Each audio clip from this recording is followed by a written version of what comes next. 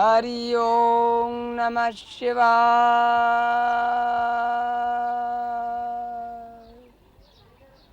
Om Namah Shivaya.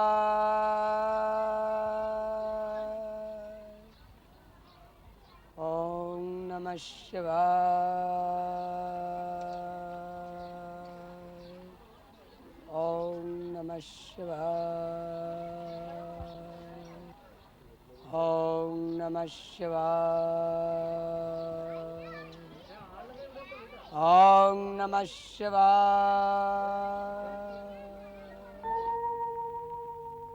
¿Cuáles son hoy los signos de los indios?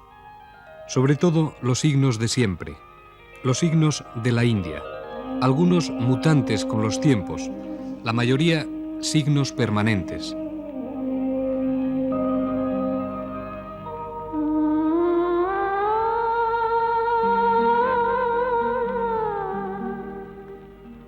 En el signo de la frente, el tercer ojo yógico, es donde se recibe el destello del misterio universal.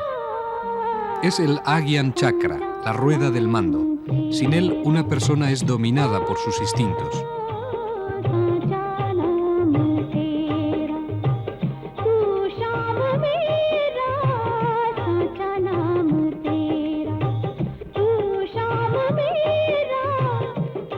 El punto de la frente de ese tercer ojo es muy sensible y si se aplica pasta de sándalo, la sensibilidad aumenta.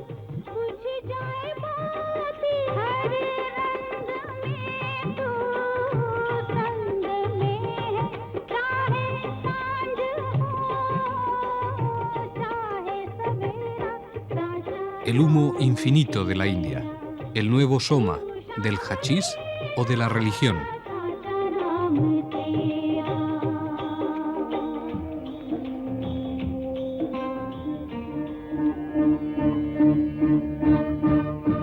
Siempre es aventurado significar a los habitantes de esta parda madre india. El vaivén de las invasiones, de las civilizaciones, ha producido un fabuloso mosaico humano de 700 millones de seres.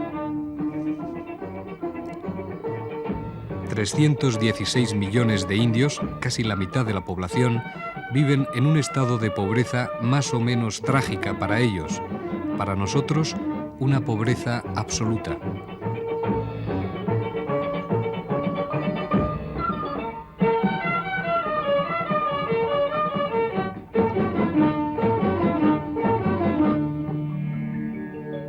Ser indio supone, casi la mitad de las veces, llevar un pesado fardo. ¿Qué es ser indio?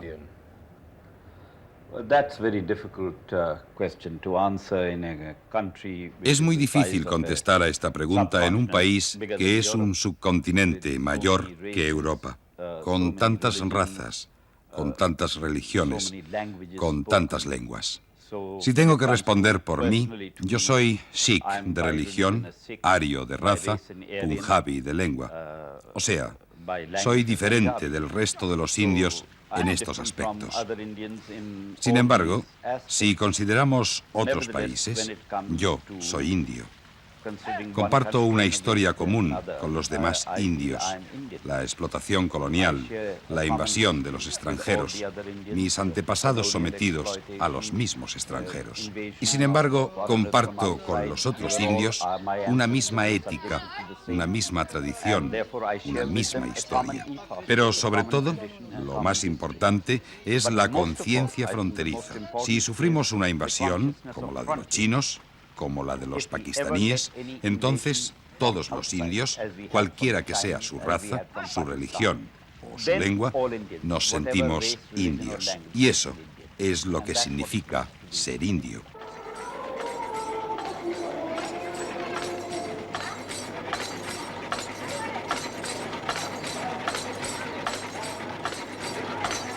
Ser indio es ser mayoritariamente hindú.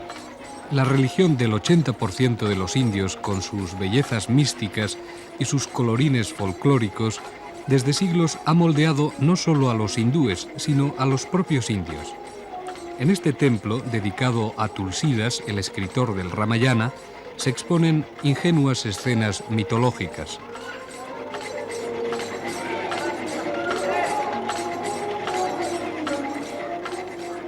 El hinduismo es una religión difícil de sintetizar. No es tanto una doctrina como un sistema social. Tradicionalmente es hindú la persona que cree en los Vedas y cuya vida se rige por el sistema de castas. Una religión que, al pormenor, es como una fábula llena de dioses con cara de elefante, como Ganesa, Durga, Avatara o encarnación destructiva de Shiva. Krishna, la encarnación galante de Vishnu. Mirabai, la eterna enamoradiza de la flauta de Krishna.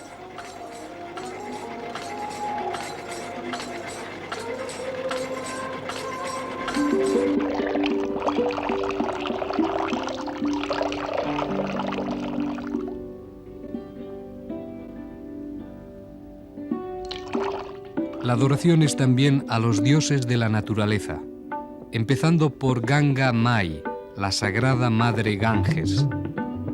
Al amanecer, los fieles van al Ganges a venerar al sol, Aditya, dios mayor de los Vedas, y a adorar a la propia agua santa.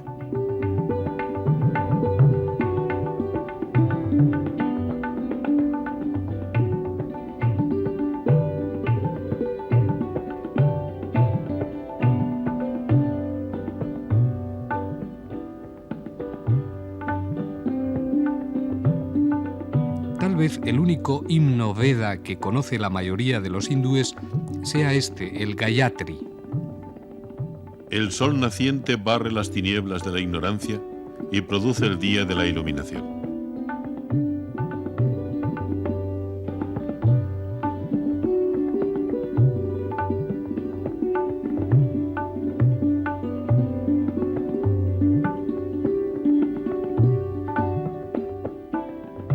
Baños rituales y baños higiénicos.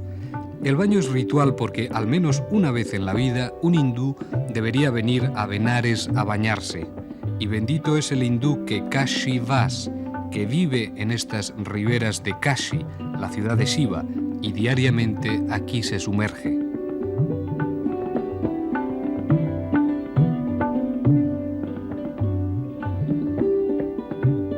Pero este agua, aunque parezca lo contrario, tampoco es insana. Las sustancias químicas que acarrea desde el Himalaya son buenas para los intestinos y el sistema digestivo.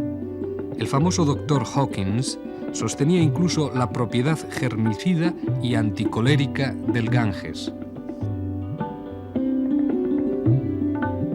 Al principio solo había oscuridad envuelta en oscuridad. El universo no era más que una onda indistinta. Aquel uno que llegó a ser envuelto en nada, surgió por fin nacido del poder del ardor.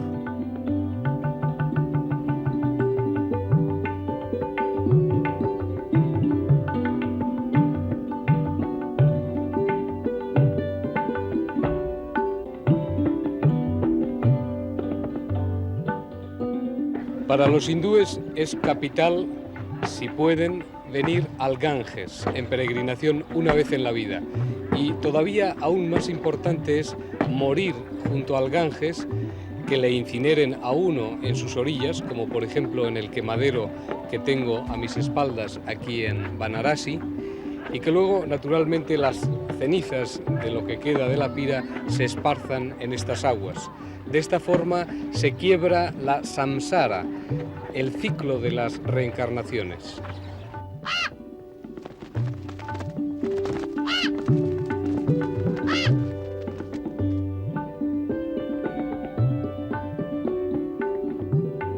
Morir es más intranscendente aquí que en ningún otro sitio de la tierra. Todo no termina con la muerte, sigue la fatal rueda del destino. Hay que reencarnarse agotadoramente siempre, hasta alcanzar la moksha, la liberación suprema.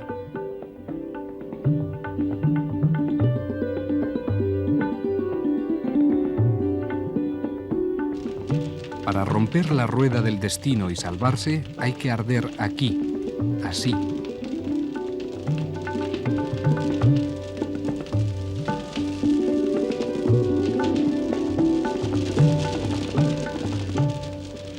La salvación de los hindúes es librarse del ciclo de las reencarnaciones, cada una determinada por el karma, o sea, buenas o malas acciones realizadas en vidas precedentes y en la presente existencia.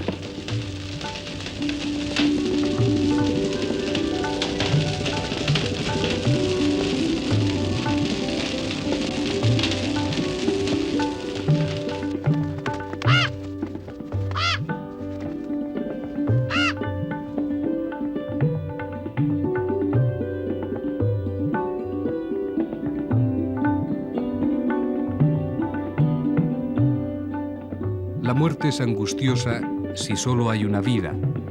La indiferencia, la calma de estos familiares de la mujer del sari naranja es elocuente. Crepitan las carnes de la mujer del sari naranja. Los quemadores son Dom, un grupo de intocables. Se transmiten el oficio de quemadores de generación en generación. Aunque la fogata sea barata, al menos se echa un puñado de polvo de sándalo aromático.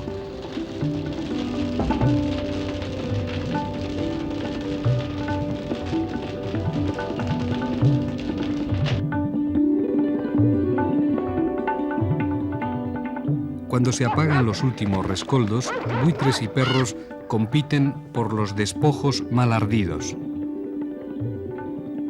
Hay una cruda naturalidad ante la muerte en el Ganges.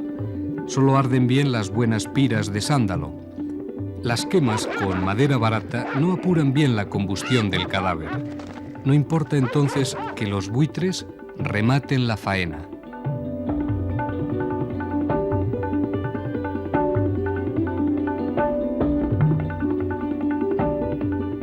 Los hindúes incineran a los muertos, salvo a los niños de corta edad, a los santones, a los enfermos de lepra o viruela.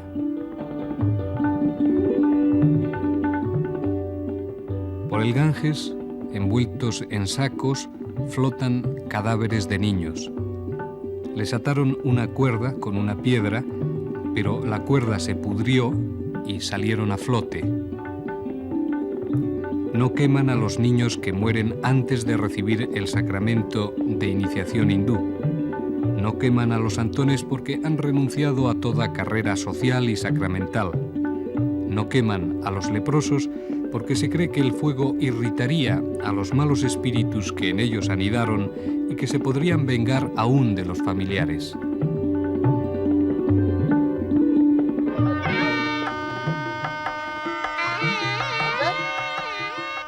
Nos alejamos de la muerte para ahora ver que también rebosa vida la ciudad de Shiva. La barca nupcial ha cruzado una guirnalda en el río. Es la Arpar Kimala, una cuerda de lino con hojas de asoka y flores de caléndula.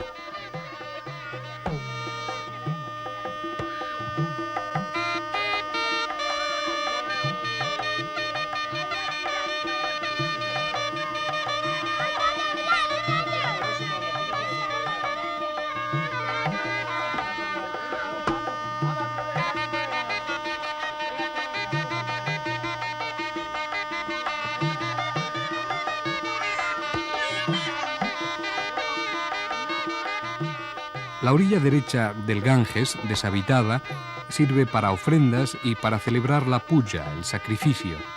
Los novios arden incienso y ofrecen leche, fruta y flores para que los dioses les sean propicios.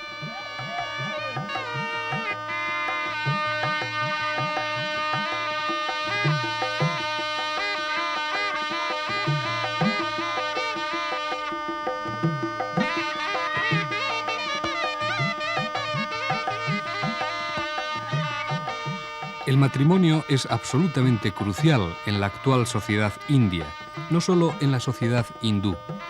Los dos grandes tabúes sociales aún existentes son el ruti y el viti. ¿Con quién comes tu pan? ¿A quién das a tu hija? Y desde luego todavía hoy nadie quiere dar su hija en matrimonio a alguien que no pertenezca a su propia casta.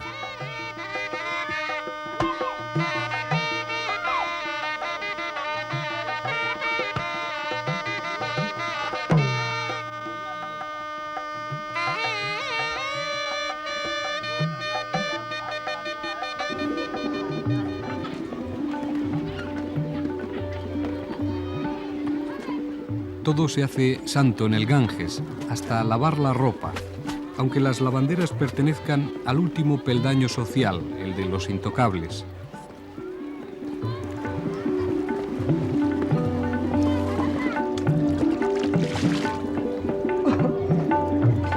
Las santas vacas. Los hindúes creen que los dioses anidan por todo el cuerpo de la vaca. Si se regala una vaca a un sacerdote brahmin, la vaca le esperará a uno cuando muera para ayudarle a vadear el peligroso río Baitarni que fluye entre el infierno y el cielo.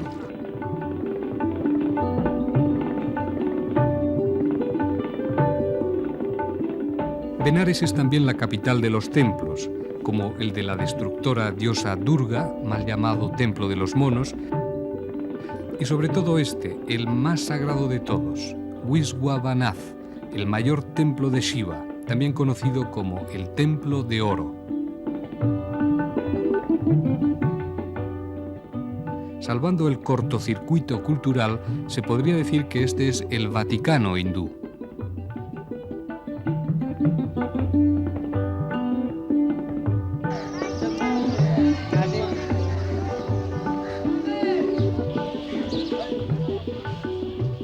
También hay que dar limosna para granjearse la salvación.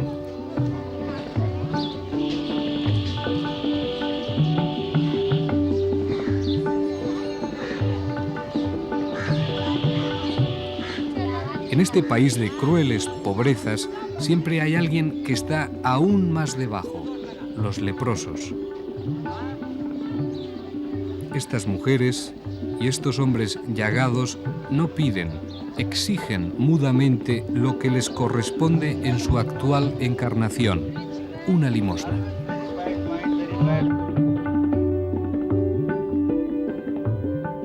Pero Benares es también un compendio de la India fabulosa, del lujo y del saber. El hombre que vive en este palacio de Ramnagar A 16 kilómetros de la ciudad es el ex Marajá de Benares, uno de los hombres de más riqueza y abolengo de la ya antigua India de los Marajás.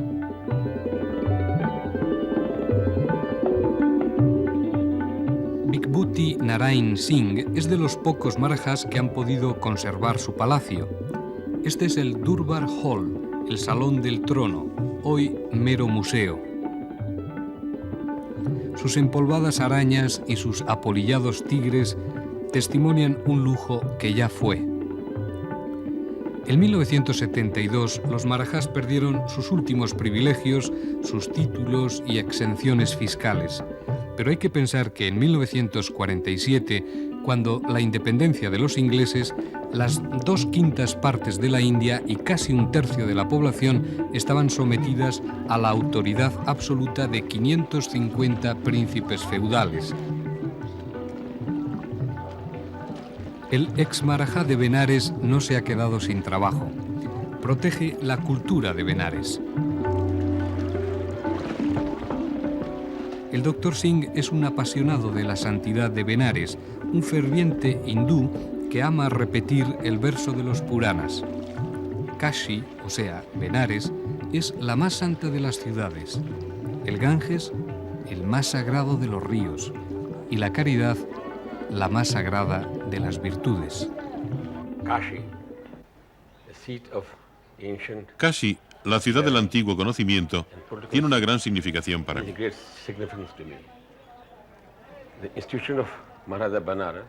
La institución que presido, el Kashi Raj, es una de las más antiguas de la India.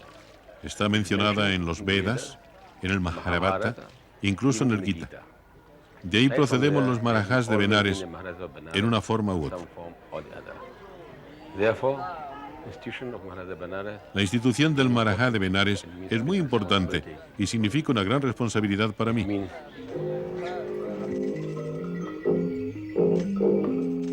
En el Rig Veda, el himno del hombre primordial describe el origen del mundo y las castas. Su boca se convirtió en el Brahman. Sus brazos hicieron al guerrero. Sus muslos al mercader. De sus pies nació el siervo. Del dios Brahma surgieron los 4 varna o colores clásicos de las castas indias.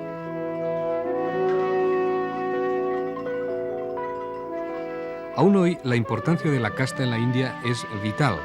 Nadie dirá yo soy barbero, sino he nacido barbero. Pero las castas de los barberos varían según los lugares.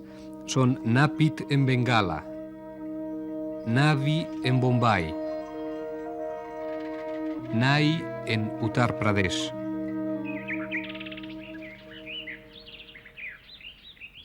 Un día cualquiera en un pueblo indio. Entre los vapores de la calima, los raros árboles, el desesperado pardor de la tierra, que sin embargo no es tierra avara tras los monzones.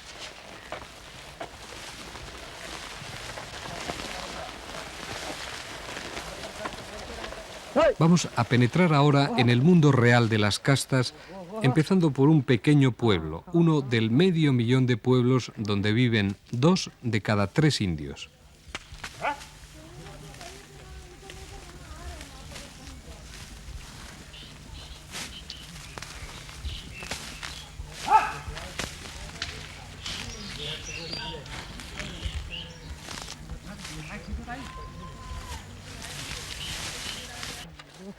El tractor es el espejismo de un campo, como el indio, donde lo que no faltan son brazos, ni bocas. Yorukar es el nombre de este pueblo del estado de Uttar Pradesh, casi en la intersección de los estados de Madhya Pradesh, Bihar y Uttar Pradesh. Hacen 44 grados a la sombra. Esta es una familia típica, una de las casas de este pueblo, de Yorukar. Soy un campesino de Yorukar. Les voy a presentar a mi familia. ये हमारा साथी है, यह हमारा लड़की है, ये हमारा साथी है, ये पतो है, नाती है, ये नाती है, ये हमारा लड़का है। गौ भी चराते हैं साहब। En Yorucar, a pesar de las campañas de control de la natalidad, los campesinos tienen familias supernumerosas. La campaña de vasectomías forzosas de Sanjay Gandhi se cebó sobre todo en las castas más bajas. Pasado aquel frenesí anticonceptivo, la esterilización casi a cambio de un transistor, los campesinos indios siguieron y siguen rindiendo amplio culto a la fertilidad. La familia Laxman es una familia compuesta por el padre, la madre, la abuela y concretamente 1, 2, 3, 4, 5, 6 niños. Mano 3 लीटर वो देता है गाय। Yo soy de la tribu Agaría. Mi trabajo principal es el de herrero. Hago arados y aperos de hierro para el pueblo. Pero también tenemos una vaca. Nuestra vida ha mejorado mucho con la vaca. Sacamos 3 litros diarios y la mitad del dinero la empleo para pagar mis deudas. Cuando yo era pequeño todavía vivíamos en los bosques, recogiendo madera y huesos de animales. En esta región tenemos hambruna cada 10 años y sequía cada 3 años. Pero desde que hace 2 años compramos la vaca, nos defendemos mejor.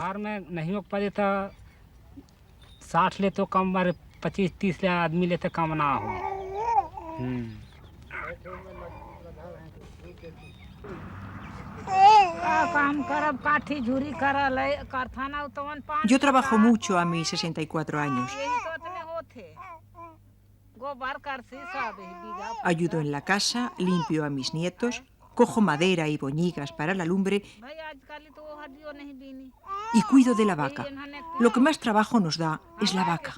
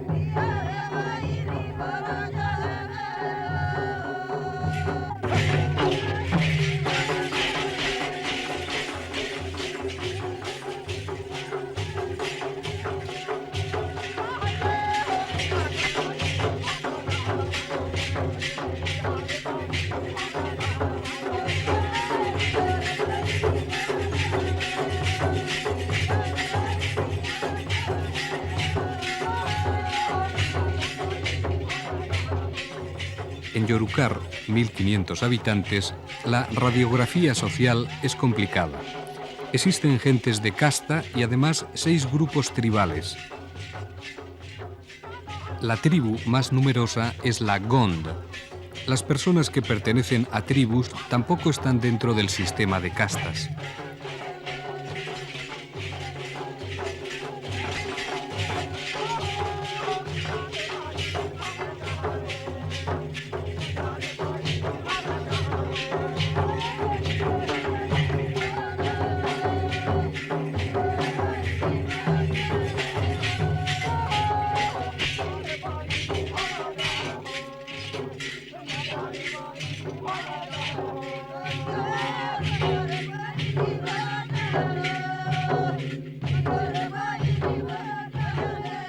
Al margen de la fuerza y la belleza de sus danzas, aquí la pobreza es honda, no necesariamente santa, como dice la Madre Teresa de Calcuta.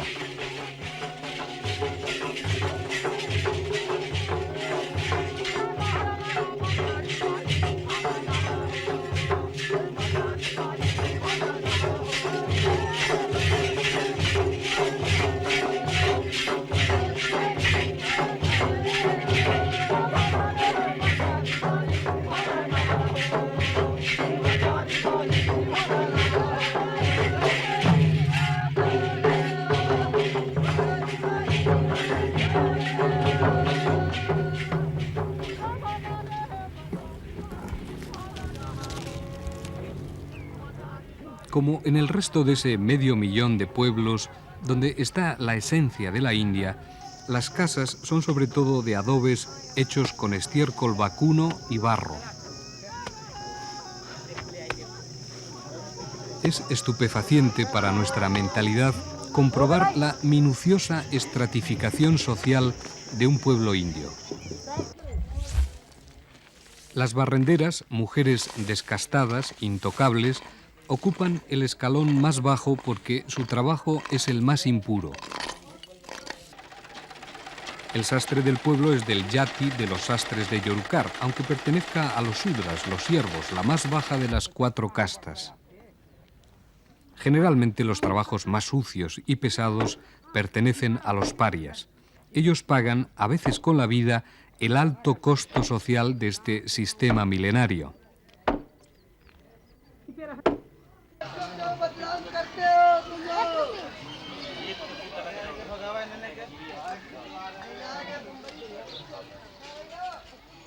En 1981, la guerra de castas se cobró 1.000 víctimas, 1.000 harijans o parias, sobre todo en este estado, Uttar Pradesh, que junto a Bihar es donde se da con más crudeza el problema.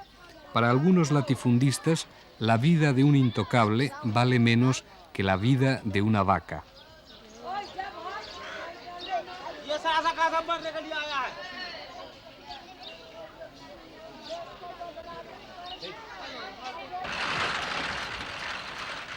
Poco a poco el campo indio se industrializa con timidez. Así hacen cuerdas de esparto.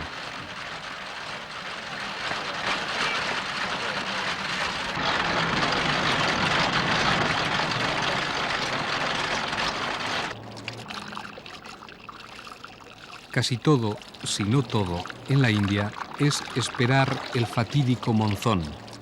Si no llueve a tiempo, hay sequía y hambruna. Si llueve demasiado, las riadas arrasan.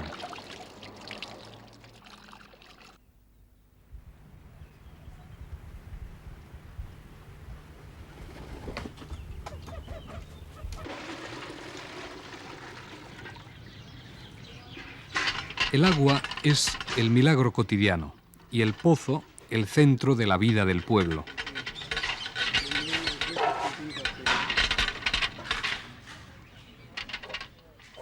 No extrañará entonces que poseer un pozo determine la calidad de vida y la preponderancia social. En innumerables pueblos de la India, los harijans, los intocables, por no poseer, no tienen ni el derecho al agua.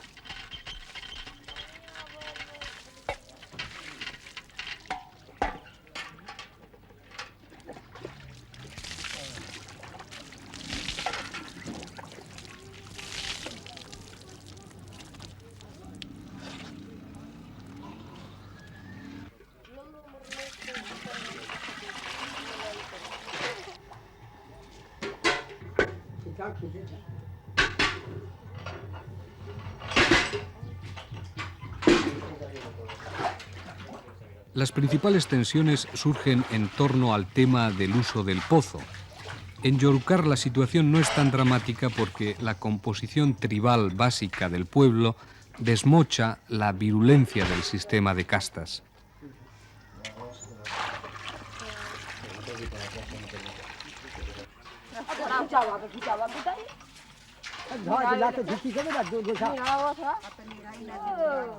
El tiempo, la lentitud con la que transcurre en la India no solo el tiempo físico, sino el filosófico, hacen difíciles las campañas de modernización del gobierno. La Comisión Mandal de Nueva Delhi acaba de dictaminar que, en vez de disminuir, aumenta la importancia del sistema de castas.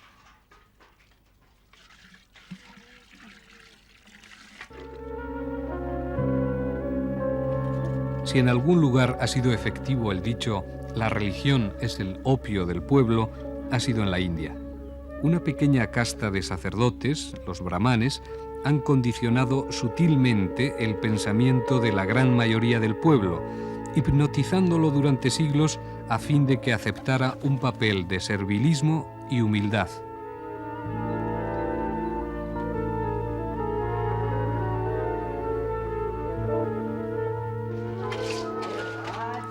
Sin embargo, los sudras, artesanos y campesinos, y hasta los intocables de todas clases, como estos poceros, han sido los mayores productores de la plusvalía social. Paradójicamente no tuvieron derecho a la propiedad privada, han sido quienes más tasas han pagado y quienes han recibido los mayores castigos por las menores infracciones.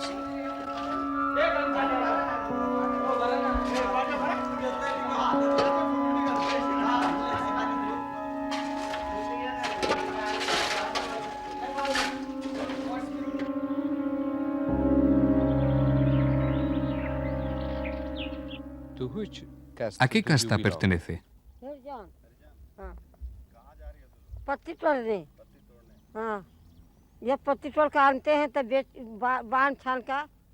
Esta mujer es Harijan, su yati es chamar, un grupo de intocables de Uttar Pradesh. Su oficio es muy específico, recoger hojas de los árboles en los ardientes y esquilmados bosques de este estado.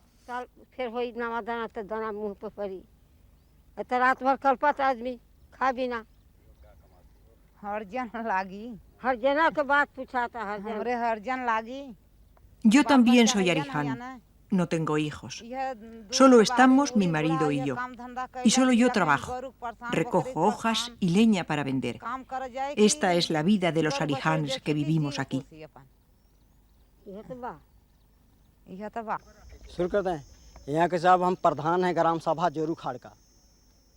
El alcalde de Yorukar, elegido democráticamente, nos explica que aquí, aparte de los 6 grupos tribales, Gashia, Gond, Jagaría, Pánica, Chero, Virilla, la mayoría son intocables, Harijans, y que en el pueblo aún cuidan mucho ciertas reglas, por ejemplo, no tomar agua y alimentos de castas más bajas que la propia.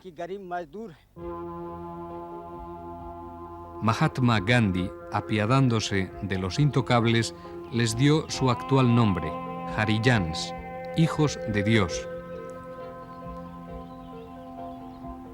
En la orilla de una carretera del sur de Uttar Pradesh, a la sombra de gigantescos banianos, este campamento de gente trashumante.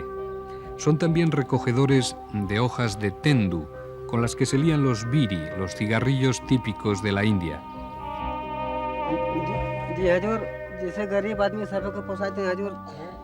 Me llamo Birein Maito y vengo del estado de Bihar, del distrito Palam. Mi jati es yad, una clase atrasada. Hacemos paquetes de 50 hojas y ganamos de 10 a 12 rupias. Los niños ganan menos, de 2 a 4 rupias diarias, unas 30 pesetas. Este trabajo nos dura 2 o 3 meses y es nuestra principal ganancia.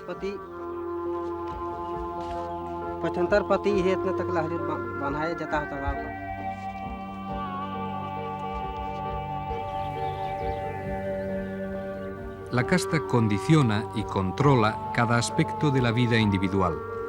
El resultado es que las castas bajas están atrasadas no solo socialmente, sino económica, política y educacionalmente, mientras las castas altas avanzan en todas las direcciones.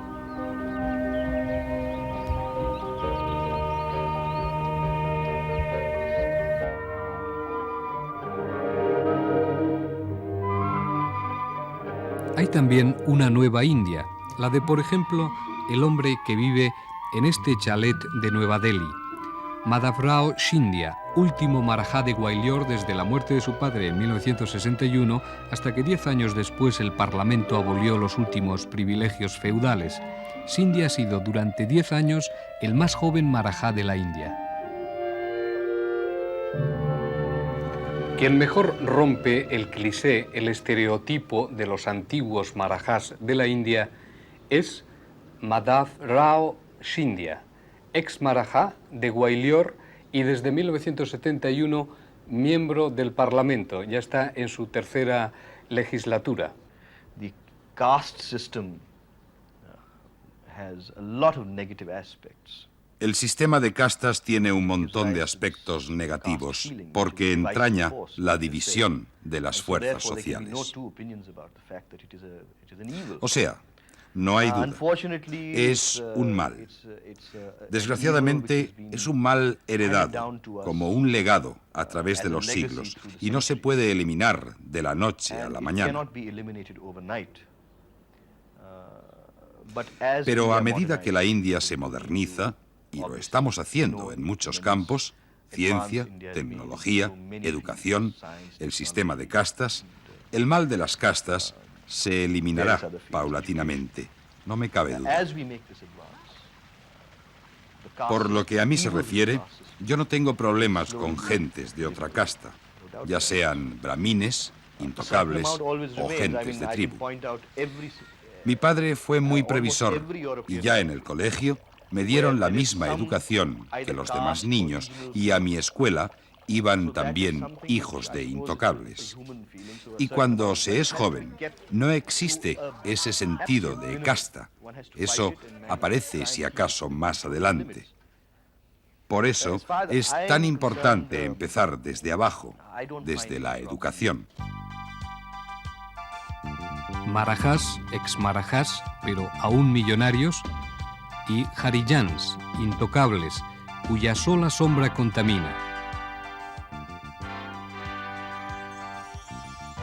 Poetisas delicadas como la Punjabi Amrita Pritam, ganadora del premio Jnanpith, el premio Nobel indio, y analfabetas.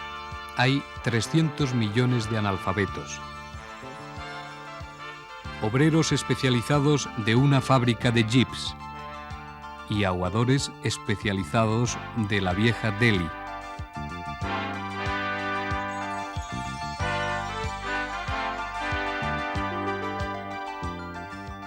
Indios marciales, preparados para la guerra. Indios plácidos, preparados para la renuncia.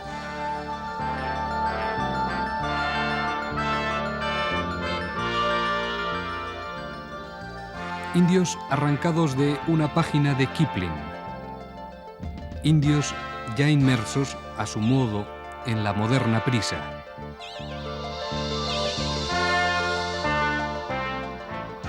$700 millones de indios subdivididos en un entramado social único. 3 castas altas, 66 scheduled castes, eufemismo de 100 millones de intocables, 37 clases atrasadas entre los hindúes y 21 clases atrasadas entre los musulmanes. Incontables yatis o subcastas.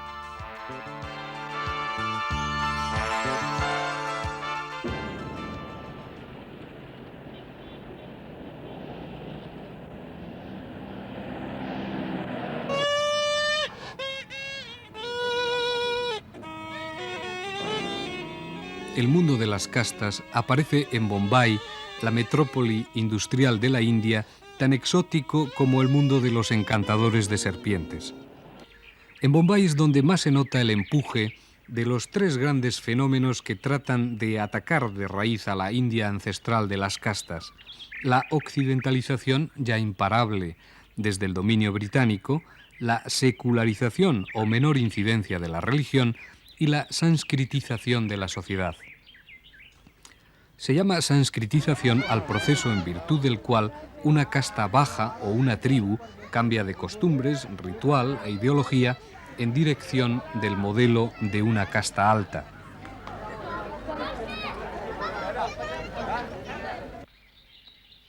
Domingo, bochornoso domingo de Bombay.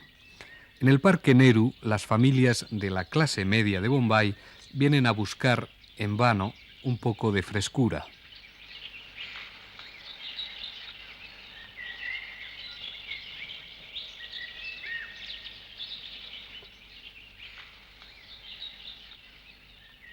Las endomingadas familias que encontramos en el Parque Nehru difícilmente se reconocen e identifican con el atrasado mundo de las castas.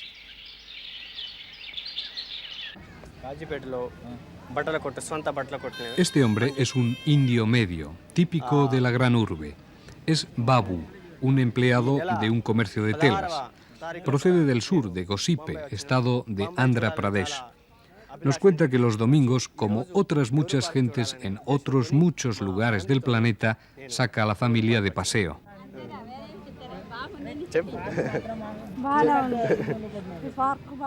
El Parque Nehru es muy bonito. Pero junto al patrón relativamente occidentalizante, aseado de esta familia media, no hay que olvidar que a la misma hora otras gentes, también de Andhra Pradesh, tienen sus meridianos mentales en el polo opuesto. Om Namah Shivaya Gangadharaya Om Gangadharaya Balayogi Om Namah Shivaya Gangadharaya Balayogishwaraya Om Namah Shivaya Gangadharaya Balayogishwaraya Om Guru Mataji Unas veces a pie y otras en tren, este par de sadhus, santones del profundo surindio, han tardado 2 semanas de viaje desde Andhra Pradesh hasta llegar al Ganges. Su único deseo, rezar aquí a Om Namah Shivaya, al dios Shiva.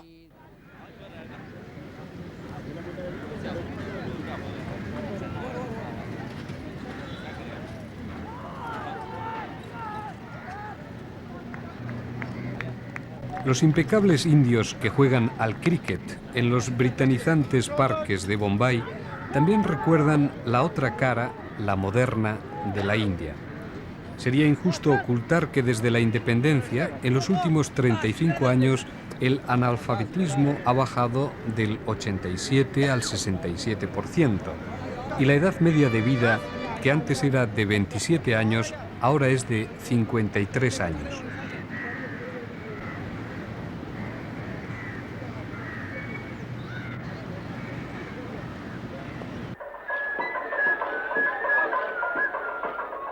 En el desfile anual de Nueva Delhi, conmemorativo de la República, observamos tal vez uno de los aspectos más llamativos de la polémica coexistencia de las 2 almas de la India. Una es el alma remota, conformista, de la India aún llena de ahimsa, la no violencia gandhiana. Pero la otra alma, paradójicamente, es la guerrera. La India de los muertos de hambre tiene al mismo tiempo un excelente ejército convencional, por no hablar de la propia bomba atómica.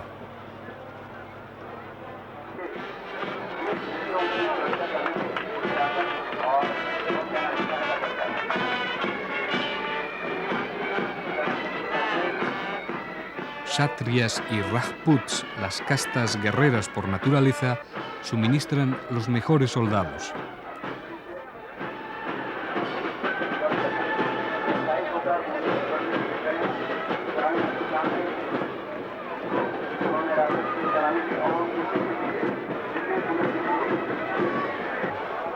Hombres como los aguerridos Sikhs del Punjab parecen haber nacido por y para la milicia.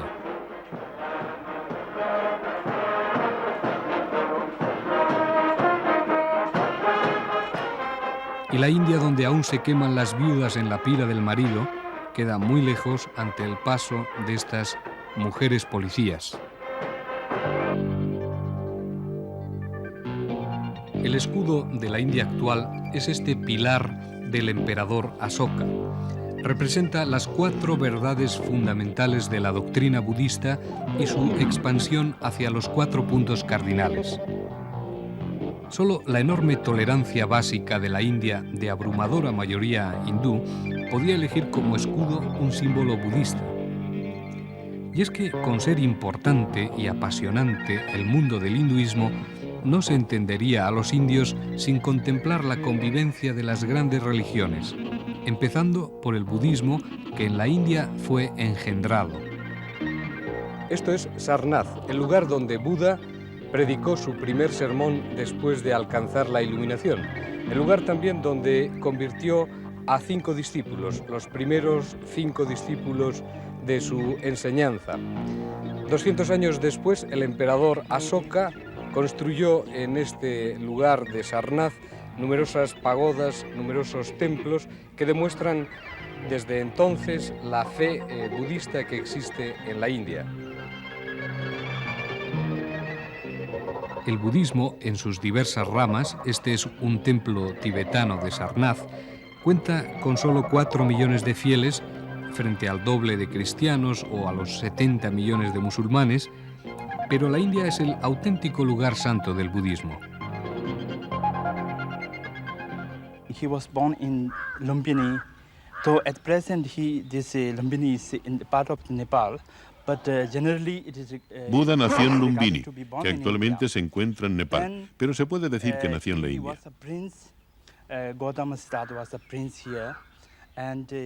Buda era un príncipe indio, Siddhartha Gautama. In India, near this Patna. Then Aquí en Sarnath empezó su renuncia de las pompas y obras del mundo. Cerca de aquí, en Bodh Gaya, en Bihar, logró su iluminación y en Kushinagar alcanzó el Nahabari Nirvana.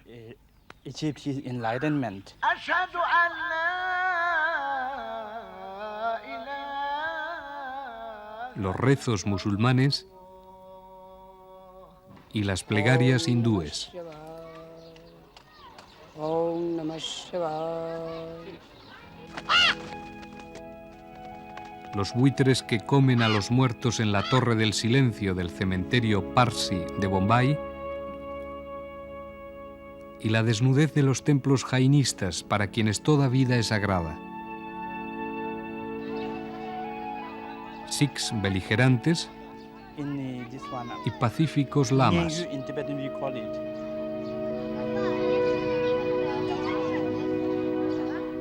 La desparramada India de los miles de dioses. Como diría Naipaul, la India es una civilización herida también por tanta fe encontrada.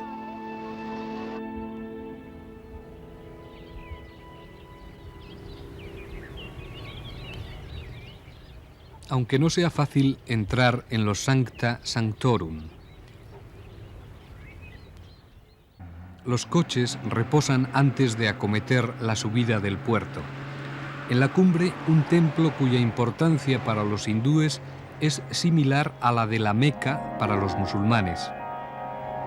Aquí en Tirumalai está el Balaji Mandir. El templo que tengo a mis espaldas es concretamente el templo de Vishnu, pero no un templo cualquiera dedicado a esta deidad india, sino tal vez el templo dedicado a Vishnu más importante de todo este país. Y desde luego aquí acuden cualquier día, por ejemplo ahora es el atardecer, son las 6 de la tarde, miles y miles de peregrinos, sobre todo del sur de la India, que después de preceptivamente afeitarse el cráneo, raparse la cabeza y bañarse, entran al templo de Vishnu a rendirle homenaje.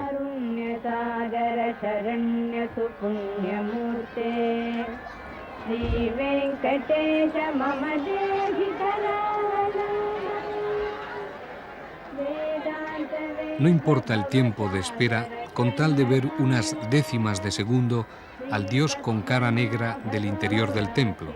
Es Vishnu, Govinda, como le llaman estas gentes de Andhra Pradesh, de Tamil Nadu, de estos estados sureños donde más acendradamente se vive el hinduismo, donde se cree, por ejemplo, en la enorme santidad de un rapado al cero. Hay que ofrendar el pelo, todo el pelo, al dios Vishnu.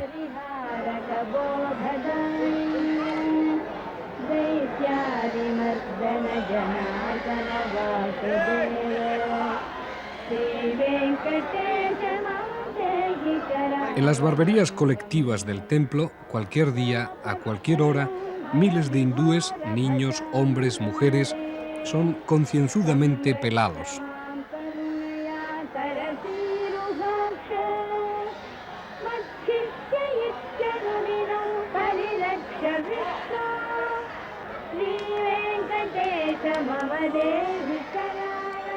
Kilos y kilos de pelo para Govinda, el dios preservador de la Trimurti, la Trinidad hindú.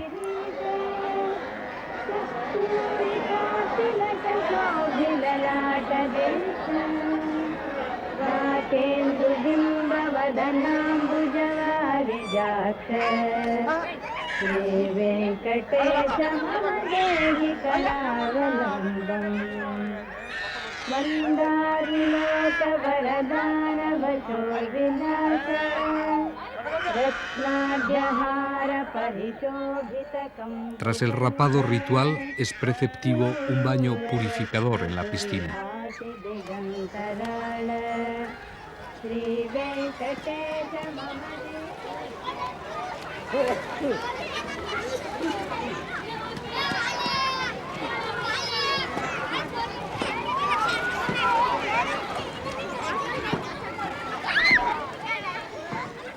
Al fin del camino está la visión.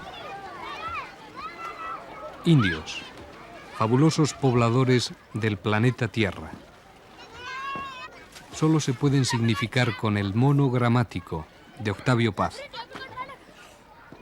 Esto que digo es un continuo decir aquello que voy a decir y que nunca acabo de decir. Siempre digo otra cosa. Estas frases que escribo, este camino que invento, mientras trato de describir aquel camino de Galta, se borran, se deshacen mientras las escribo. Nunca llegaré al fin.